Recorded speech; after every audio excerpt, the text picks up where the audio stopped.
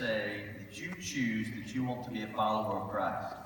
Now, the cool thing for most of you, and most of us, I was blessed this way, grew up in a Christian home where my parents took me to church. I was not in a Christian school, but I grew up knowing about church and knowing about God and hearing about having a personal walk with Him.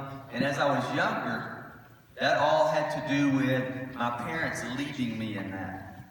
But then I got to an age, very similar to some of your ages, where I said, now I want that to be my responsibility, and I want that to be my decision.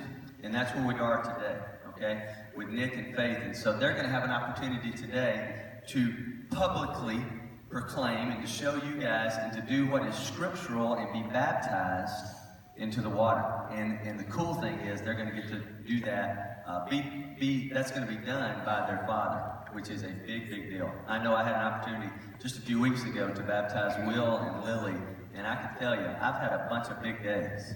Big, exciting things happen in my life, but nothing has been more exciting than that day, getting to baptize them. Even bigger than when they were born, because that day they were declaring that they want to follow God, they want to follow Christ, and they accept what Christ has done.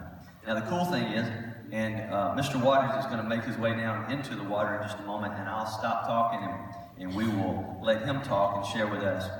But the cool thing is this. You all have to understand, and this is what they're going to proclaim from the water, that Jesus came, and Jesus was whose son? God's son. We're a Christian school. I think we know that, right? Jesus is whose son? God's son. And Jesus was sent with one job. What was his one job to do here? What? Yeah, to be crucified. He was sent to die for us. He was sent.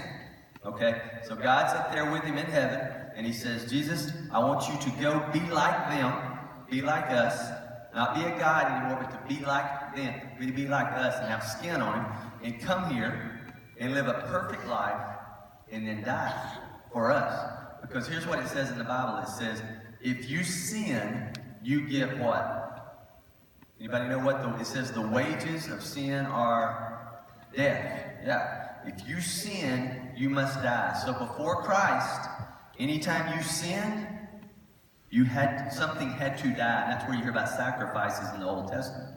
Okay? And so we all sin, and we know that. All right? And so he was sent as our sacrifice for us. And so he was baptized, and so the baptism is actually showing you a physical representation of him being buried. And then what did he do after 3 days? He rose from the dead, okay, which proved he was the Christ, the Son of God. And so he rose, and so that's what you're going to see. You're going to see them buried in the water and then risen back to life, in a new life. And then with that, they're promised the Holy Spirit. God's Spirit is going to come and live inside of them. So without any further ado, I'll turn it over to Mr. Waters. Hey, thank you for you guys being here today. This is a special day for our family. And we wanted Cornerstone to be a part of it, that you've been a part of his lives for the last 5 years.